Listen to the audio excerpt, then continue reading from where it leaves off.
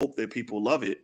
They've got a built-in audience. They've got all these people that are on their streaming service and everything else. 200 million people, I think, or 150 million, something like that, that are members of Disney Plus. But they don't put movies out without marketing those movies. They have a marketing budget. So I would say, even if your marketing budget isn't that big, I think that if you believe in what you're doing, you believe in your product, you believe in your brand, or you have some evidence that your product and brand can resonate with some target audience, put your money where your mouth is. You have to do that. That's how you separate. You can't just sort of say, well, I've got this great thing. There are a lot of people that have great things. My sister, let me tell you about my sister, how weird she is. My sister, she's a medical doctor, and I love her, but she's funny. I saw her today. My wife was telling me, we went on a run. I run with my wife as much as possible so that I don't get fat. Well, we were running today, and she tells me that Beyonce, she says, all those people are already lining up for the Beyonce concert. Wait, I thought y'all went to see Beyonce in Nashville last week. And she said, yeah, but Beyonce's in Chicago. I said, oh, she's in Chicago. Cool. And then my wife goes, she says, yeah, Tangi's going to see Beyonce tonight. I said, but Tangi went to see Beyonce in Nashville. Like, what? Why is she going again in Chicago? And so we were laughing about that. And the thing is that when I think about Beyonce, though, what is Beyonce? Do you think Beyonce is the only beautiful black woman who can sing and dance? There are a million. There's probably a million of them. There's tens of thousands of extraordinarily talented, gorgeous black women that can do what Beyonce does. But what they don't have that Beyonce has is she has hundreds of millions of dollars backing her branding. I hope you all understand where I'm coming from. She has Beyonce is a product, and this is what I see. I guess again, my business is my background, so maybe we don't see it like that. But a lot of times I see people that think that it's all about the talent and who's the best at something, and it's not about who's the best. It's who gets the most marketing 9 times out of 10. And the talent is sort of a necessary condition to get out there, but it's not there. It's not the sufficient condition, as you say in mathematics. It's not enough to do it. Talent is not enough. So I would encourage you, if you're trying to build a platform, my friend Lamar Tyler, who is great at this, his company has made I want to say they probably made $50 million doing this. He actually runs something called Traffic Sales and Profit. It's the biggest collective of black millionaires that I know of. But I'm talking about the right kind of black millionaires. I'm not talking about people who went out and some company gave them a bunch of money. No. These are independent black people who built their own economy. And there's probably maybe 40, 50 millionaires in this group. And Lamar helped develop all of them. He's that good. And one thing Lamar always says is that with traffic, if you're trying to get traffic or on social media, whatever, you get it one of three ways. You have to buy it, borrow it, or build it. So you either buy it, meaning you buy ads, things like that. You borrow it, meaning you find somebody who has a platform and you offer them something and you say, hey, if I do this for you, will you give me access to a platform? And I can tell you that's how I started my social media. I went to AOL Black Voices, and I said, hey, I'd like to write financial articles for you. AOL Black Voices at the time in 2008, 2009 was the biggest black platform online. Ariana Huffington screwed it up, to be honest with you. She kind of didn't respect it, and she bought the company and just threw it in the garbage pretty much. But anyway, when I was at AOL, I remember they were telling me, they said, well, we don't think we can afford you, Dr. Watkins, because they were thinking we can't afford to pay a professor to come and write for us. And I said, well, I'll make it easy for you. I'll write for free. And they thought I was crazy. They were like, why would you do it for free? That doesn't make any sense. And the difference is that we were thinking differently. They were thinking in terms of paychecks. I was thinking in terms of investment. And an investment is where you sacrifice something today so you can have more later on. And so I went in there and I didn't. And I think that they thought I was going to send them maybe an article every 2 weeks or something like that, because I'm so busy doing all these other things that are clearly more important than doing the free job. No, I didn't do that. I wrote 6 articles a day for them every day, 7 days a week. Because why? Well, because one of my comparative strengths is that I think I can think about ideas fast. I can write them really fast. And I was just cranking out all these articles. So it became a little awkward because they had people they were paying $100,000 a year that weren't producing half as much as I was, and my content was good. Well, but what they didn't see was on the back end, that's when I was building my audience. At the end of every article, I would just say, if you'd like to have more of Dr. Watkins' articles delivered to your email, click here. And I was building that first part of my email list. That first 25, 30, 40,000 people came from that job. So they think they took from me, but actually they gave to me. It was reciprocity, right? And I was really stunned by how many people don't get that. I just don't, even to this day, I've even said, gosh, if I knew somebody who had a big platform with 1 million followers and would let me go on there for free, oh, I'd do whatever for them. I'd do content for them every day for nothing.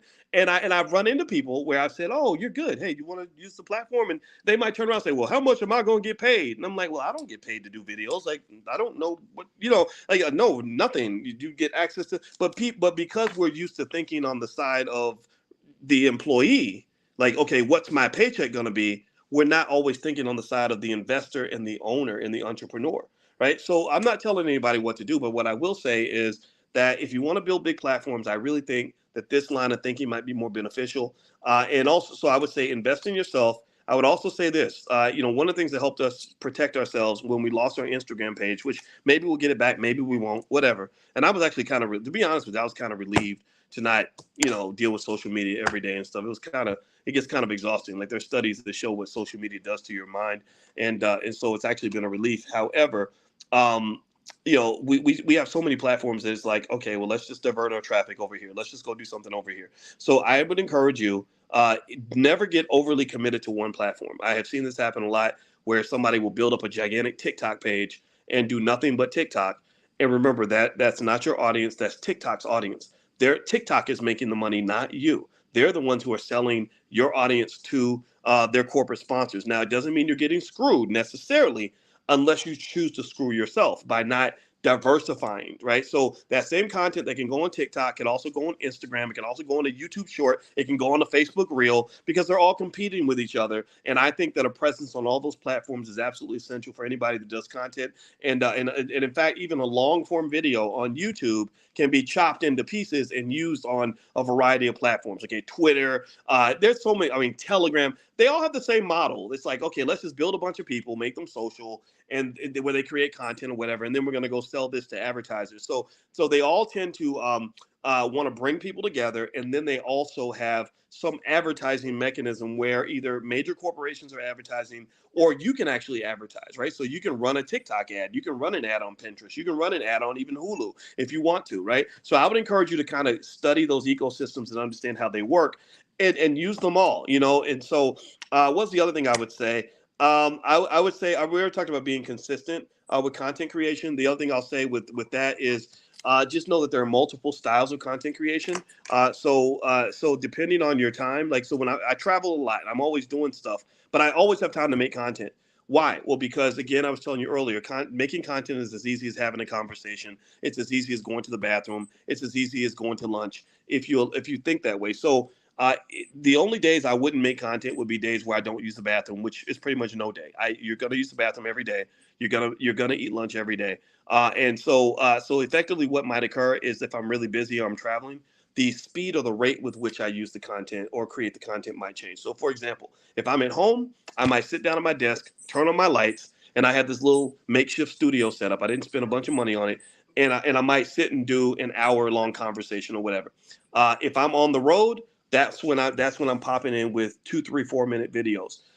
Or if I don't have time to do either, I may take a long form video, chop a piece of it off, and then take that 1 minute clip and put it on Facebook and Instagram. Okay.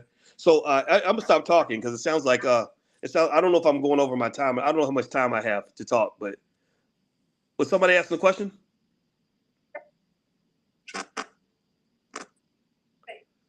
Okay. Sorry, I heard some noises, so I wasn't sure if sometimes I overtalk. Dr. Boyce, you're fine. You're fine. Oh, I'm fine. Okay, thanks. Sorry, I didn't want to mess up because sometimes the point you were making a point about being consistent and how easy it is to make content. Yeah, it's not the crazy process that people make it out to be. I mean, don't get me wrong. There are people doing all kinds of podcasts and stuff now. Now everybody is a podcast, right? And that's fine.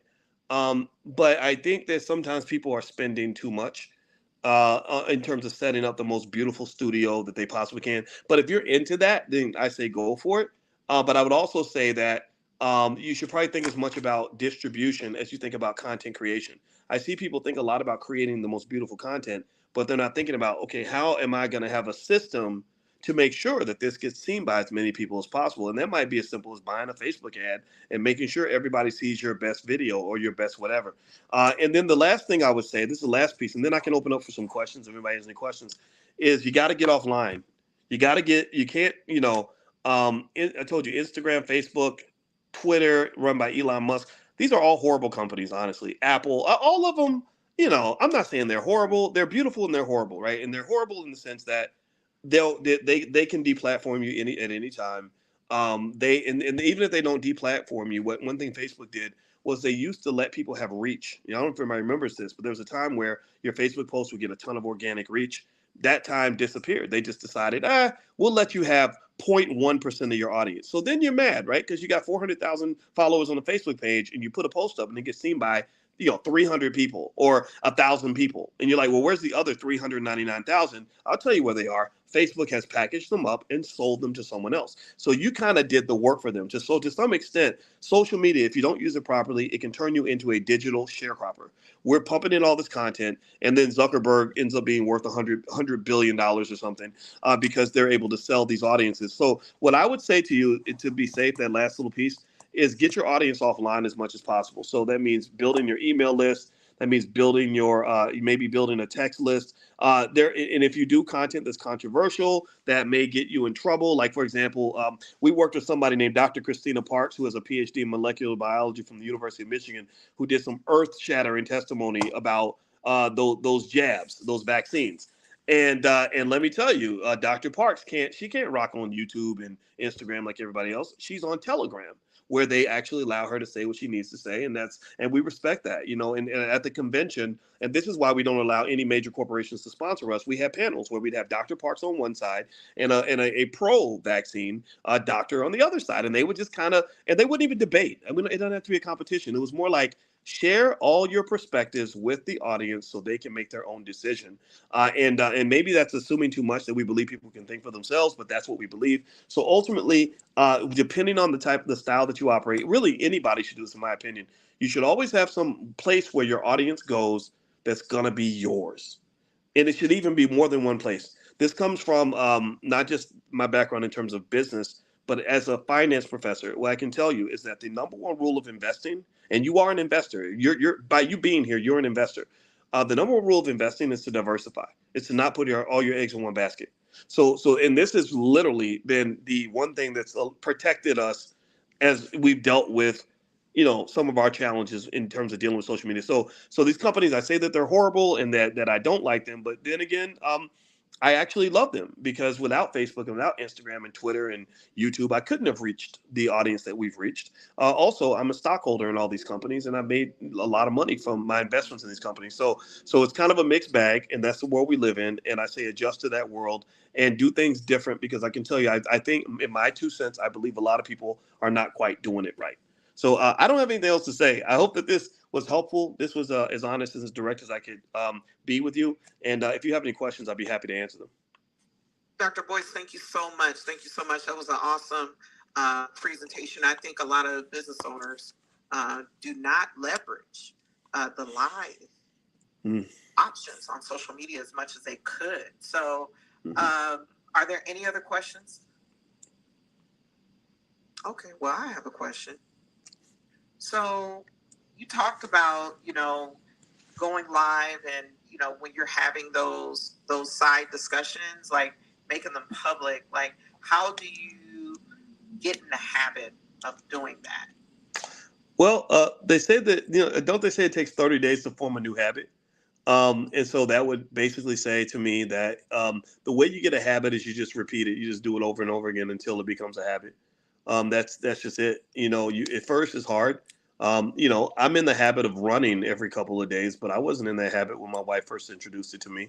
I was like, wait, it's 5:30 in the morning. It's 10 degrees outside. I'm not going nowhere. I'm staying in bed. It's nice here. And my wife, kind of taught me into it, and I started doing it. Then next thing you know, it became a habit. So I would say if you want to break out of the prison of your own of the habits that you have now, because it is a prison in a way. Like we're all trapped in. When we're trying to sort of level up, it's hard because you're used to being who you are, and so for you to be another person, is hard. It takes a ton of discipline, and sometimes if you can't muster the discipline, it might require a coach or an accountability partner. Somebody's really going to either encourage you or kick you in the butt and push you to do things that are different until you can take over that on your own. That's what I'd say. I think you have a choice. You can either stay where you are or you can elevate, and the option's always yours. But it's a tough choice. Everybody's going through it. And right now, like I have things where I'm like, okay, Boyce, either you can keep being the old Boyce or you can become the better version of Boyce. He's out there for you, but you got to have the desire to go get him and make the sacrifices to go get him. And that's hard to do. It's hard to make those sacrifices.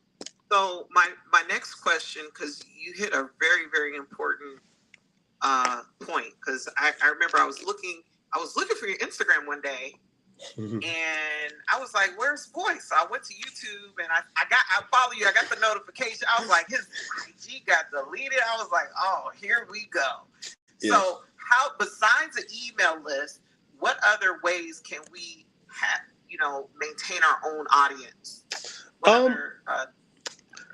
I think email, text is good too. Text is a little more expensive, but it allows more direct connection with your audience. And again, these are things you can study. There are people that maybe teach low cost classes on how to do these things. I'm a big believer in taking classes. I take tons and tons of online classes. You learn more online than you can learn in a university. Take it from a college professor. I know universities teach you a lot, but they overcharge you and they don't always teach you what you need to really survive in the real world. And but there's so many smart people online that are teaching things that can benefit you. And so when I want to learn how to do something, I go find somebody who I believe knows how to do it, that isn't going to charge me an arm and a leg, and I pay them. If it's whether it's a coach or whatever, and those investments work. They do pay off, and it's much cheaper than college. I mean, college was like for some of us $100,000, and those professors they can't really teach us this kind of stuff. So I would say So I would say email, text, maybe. And then even if you're on social media, just multiple platforms.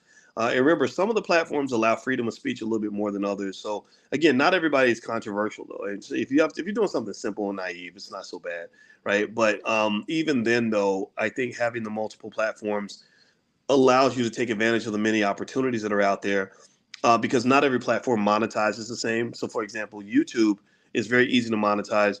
TikTok is hard to monetize. I know a young man I'm consulting with right now. He started doing these weird, ugly TikTok dances with and I call them ugly, but I'm 52, so maybe to me, everything, some of the stuff they do is weird. But he started doing these little weird TikTok dances with his girlfriend, and suddenly he had 4 million followers on TikTok. He's like, I know I'm supposed to be rich or something, but I don't know how to get rich. And I was like, okay, let's talk about it.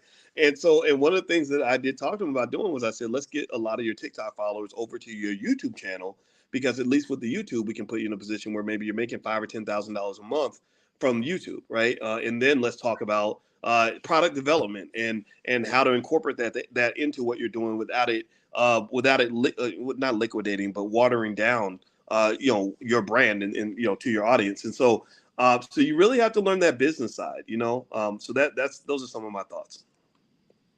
All right. Well, yes. Giovanni, hold on. Let me give you the mic. Hi there. Thanks, Dr. Boyce, for everything you said today. A lot of things really raised my hackles, especially digital sharecropper. I felt that very deeply. I'd like to know, how do you suggest that we increase engagement? Because I don't have anywhere near millions of anything, but I have some followers, and I have an email list. But boy, do they not respond. Yeah, that's a tough one, and it's tough for everybody.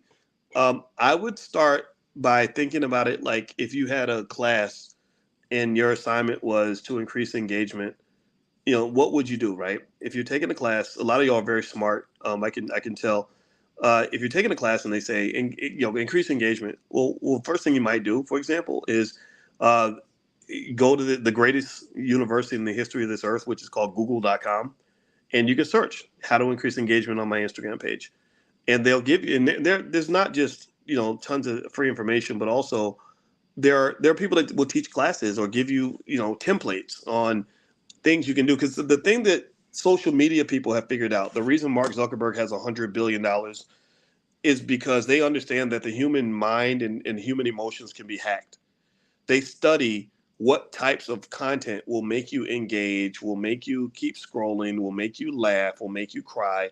They do these things, and it's almost to the point where it's become somewhat unethical. And then when you blend in AI and all that, it's going to be a mess. It's going to be an absolute mess. So you really have to be having awareness of that, so you don't let it exploit you and use you and commodify you. But to the extent that you're doing this ethically or getting people to think about something they might not normally think about, I think that understanding your core audience is really important. So getting back to basic business ideas, like, who is your avatar? What do they care about? If you're posting, are you posting? I consulted with a friend of mine who was asking me about his social media, and I said, I noticed on your page you talk about yourself a lot. In every video, you're in every video, and you're holding the camera up to your face in every single video. And I said, honestly, if I didn't know you, I would think you were kind of arrogant, And I said, what about posting things that your audience cares about, and so that's one thought that kind of comes to mind is, I think that one thing I try to remember is that my social media is not about me. People don't follow me because they like me.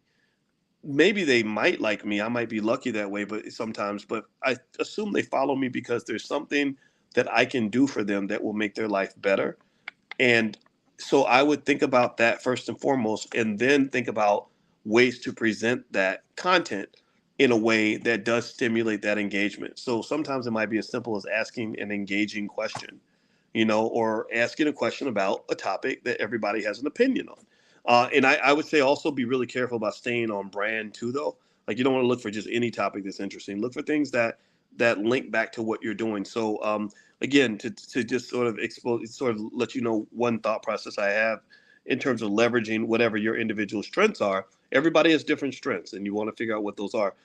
Um, I know that one strength my wife and I have is, as professors, we can take a conversation that everybody's having and elevate the conversation, right? We can take it to a space where, we can say some things that nobody else is saying anywhere, right? So, for example, this morning, my wife and I do a podcast called Pillow Talk with Dr. Boyce and Dr. Alicia, and where we lay against our pillows. Just to tell you how simple the content creation process can be. It's strictly audio. I hold my phone, and we lay in the bed and we talk. And it gets, hundreds of thousands of listens, right? So we don't go to a studio, none of that fancy stuff. And what we do is we're talking about Jamie Foxx and his stroke and whatever, right? So Jamie Foxx, that's interesting. A lot of people are talking about it. A lot of people are wondering about that. A lot of people like Jamie Foxx. And I said, so as if you were his therapist, and he's a black man who's very successful, but there are so many black men out here who think we're never going to get old, and then you get hit with a tragedy like a stroke, or whatever it was that happened to him. How do you work through that? What do you say to him if you're his therapist, right? So that allows us to, that lets the audience know, oh, that's right. She's not just some lady talking on the internet. She's a highly trained therapist that's talking, and that adds value to whatever segment of the audience appreciates that kind of thing. And it still allows us to have the fun of talking about things that a lot of people care about, right? So that's kind of something that takes time. It's an acquired skill, but if you stay with it long enough, it eventually sinks in. All right. Well, thank you so much, Dr. Boyce Watkins. We're about to break for lunch. Yeah, give him a round of applause. Thank you, everybody. Yay. Thank you so much for having me, Z. Yeah, thank you for coming. Thank you for accepting the invitation. Yes. Where do you want? You already gave the code for people to text and connect with you, but where do you want people to connect with you online? Well, online, I mentioned my new Instagram, or the one that I had this all along, but this is when I do my stuff now, is Dr. Boyce Finance. And we haven't given up on the old Instagram. There's some stuff in works, but it's okay. It's just a page.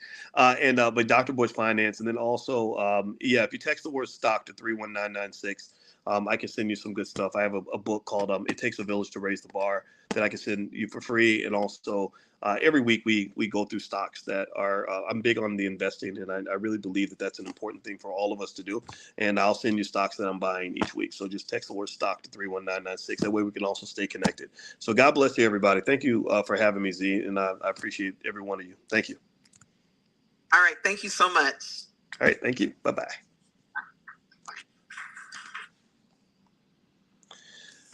All right. So there we go. I was giving a speech, so I thought that I would go live. I hope that this conversation was beneficial. What's up, Dr. Vibe? How you doing, brother? I see you in here. Let me see. I'm gonna look at some of the comments. Let's see here. Now you know how Michi X feels when you lose something that you worked hard for and it's taken away. Don't talk about Michi X. Without me, Michi X wouldn't even have a platform. She had no platform when I decided to help her. So I don't want to talk about that nonsense. Sometimes when you fire people, they get mad about it. When you are banned, what becomes of the media you previously published on the platform? I think they just keep it. I guess they, because remember when you sign up for these social media platforms, they have terms that you have to submit to, and one of the terms is that it's their content. What about our people not being able to get funds due to them, like farm credits? I don't know. That's tough. That's very tough. You're the only encouragement we got. Now you can encourage yourself, Brian. You can accomplish things on your own, brother. And so don't ever give up on yourself. Dr. Vibe says, great presentation. Thank you. Scarlett says, here we go. Shrug. Dr. Joe Dispenza, breaking the habit of being yourself. Yes, absolutely. Speak on folks who buy a $30 million EATCH. I don't know what an EATCH is. We are now being told what to say. Yeah, yeah. The censorship is a real thing. The censorship is chaotic and it's a bunch of crap, and I'm not a fan of it. Um, okay, get a job. Let's see. Anybody else got any questions before I get on out of here? I'm about to go take a little nap. We need a Fly Nubian Kings platform. Well, we have the Black Boss channel. That's close enough. Theblackbosschannel.com, THE, theblackbosschannel.com. So feel free to take a look. What's the best app for screen recording? You know what, Brian? I think that there's already something embedded in your iPhone that lets you record your screen. So you may want to try that. All right. So anyway, I'm going to get on out of here. It was good to see everybody. I hope you have a great day, and I'll talk to y'all later. Take care. Bye bye.